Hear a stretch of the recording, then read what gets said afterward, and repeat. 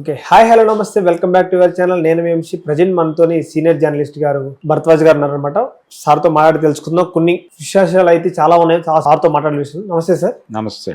Sir, ఇప్పుడు present మనం చూసినట్టయితే ఇండియా టుడే ఇచ్చిన అంటే పొలిటికల్ లిస్ట్ ప్రకారం 5వ స్థానంలో చంద్రబాబు గారు ఉండటం కారణం ఏంటి సార్? అసలు అంటే 5వ స్థానంలో ఉన్నాడు అని ప్రకటించారు వాడు. అవును. అంటే వారు జరిపినటువంటి సర్వేలో మోస్ట్ ప్రామినెంట్ పొలిటికల్ లీడర్స్ ఎవరు ఈ దేశంలో అనేది వాళ్ళు జరిపినటువంటి సర్వేలో ప్రజాభిప్రాయం ప్రకారమే.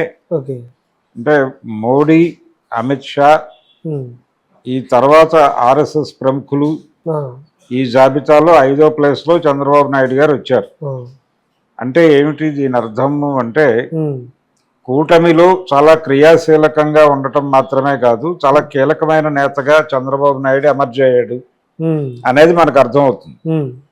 అంటే ఇదేదో విస్తృత ప్రజాక్షేత్రంలోకి వెళ్ళి వాళ్ళు విస్తృతంగా సర్వే చేశారా లేదా అనేది పక్కన పెడితే ఈ లిస్ట్ లో 5వ స్థానంలో చంద్రబాబు ఉండటం అనేది కూటమి అంటే ఎన్డీఏ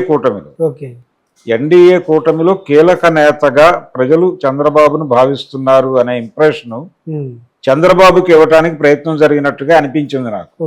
తద్వారా చంద్రబాబును హోల్డ్ చేయటం, ఆ గ్రూప్ తో హోల్డ్ చేయటం అనేది వ్యూహంగా ఈ సర్వే ప్రకటించారు అనేది. ఒక కాంగ్రెస్ నేత ఉన్నాడు ఈయనకు ముందు, రాహుల్ గాంధీ, అది బ్యాలెన్స్ చేయడం కోసం పెట్టారు. పైన 3 ఒక ఆర్ఎస్ఎస్ ఆయన ఉన్నాడు రాహుల్ గాంధీకి ముందు, ఆ ముందున్నది వీళ్ళిద్దరే, మోడీ గారు, అమిత్ షా ఉన్నారు. సో వాళ్ళిద్దరూ most popular politicians of India అనేది చెప్పారు. రాహుల్ గాంధీని ఈ సర్వేకి ఒక ప్రామాణికత ఉంది అని చెప్పడం కోసం 4వ నెంబర్లో రాహుల్ గాంధీని పెట్టారు. పెట్టేసి చంద్రబాబుని హోల్డ్ చేయడం కోసం 5వ స్థానంలో పెట్టారు. ఇది వీళ్ళ రాజకీయ వ్యూహం. అంటే ఇది ఇండియా టుడే సర్వే చేసింది అనే దానికన్నా కూడా బీజేపీకి కావలసిన కార్యక్రమాలు నిర్వహించడం కోసం వాళ్ళు హోల్డ్ చేయదలుచుకున్నటువంటి నాయకులకి ఆ భరోసా కల్పించడం కోసం ఈ సర్వే జరిగినట్టుగా అనిపిస్తుంది. అది ఇంతకంటే ప్రామినెంట్ లీడర్స్, ప్రజలు యాక్సెప్ట్ చేసినటువంటి లీడర్స్ చాలా మంది ఉన్నారు. అయినప్పటికీ వీళ్ల పేర్లే ప్రముఖంగా రావడానికి వీళ్లే అంటే టాప్ 10లో చంద్రబాబు ఉండటం అనేది ఆంధ్రప్రదేశ్ రాజకీయాలకి ఆ స్థాయిలో మద్దతు పలికేటువంటి పరిస్థితి ఉందా అనేది ఒక ప్రశ్న. అవును, అందరూ అదే ఆలోచిస్తూ ఉన్నారు. అయితే అది కాదు ఇక్కడ కార్యక్రమం.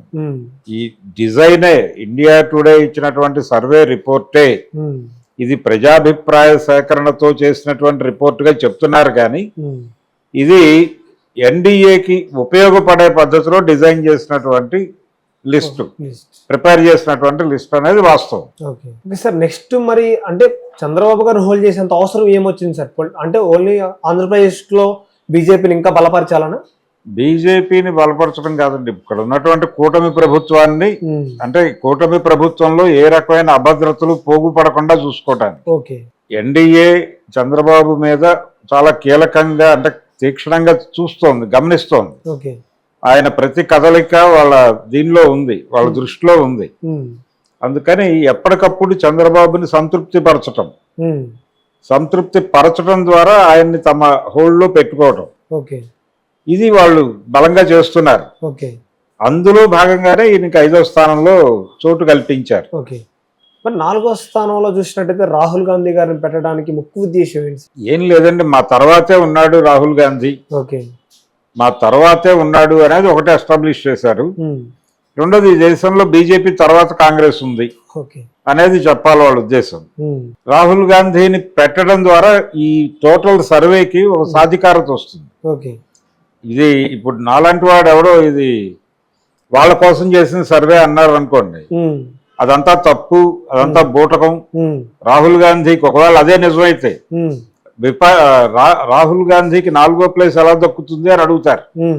ఈ అభిప్రాయం ప్రజల్లో నుంచి రావడం కోసం, ఈ సర్వేకి ఒక ప్రామాణికత రావడం కోసం రాహుల్ గాంధీని అక్కడ 4వ ప్లేస్ లో పెట్టారు. అది కూడా వ్యూహమే. ఇలా అనేక వ్యూహాల వేదికగా ఇండియా టుడే సర్వే కనిపిస్తోంది. అంటే ఓన్లీ పొలిటికల్ అనాలిసిస్ వాళ్ళ చేతులు ఉండాలి, దగ్గర పెట్టుకునే విధంగా పొలిటికల్ వాళ్ళ చేతులు మొత్తం మేమే బీజేపీ అవునండి, భారతీయ జనతా పార్టీ చేతుల్లోనే నడవాలి కదా. మీడియా ఆల్రెడీ వాళ్ళ కంట్రోల్లో ఉంది. ఓకే ఈ దేశంలో ఉన్న పత్రికలు, ఛానల్స్ అన్ని వాళ్ళ కంట్రోల్లో ఉన్నాయి. ఓకే వాళ్ళకు అనుకూలంగా వ్యవహరించడానికి అందరూ సిద్ధంగానే ఉన్నారు. ఓకే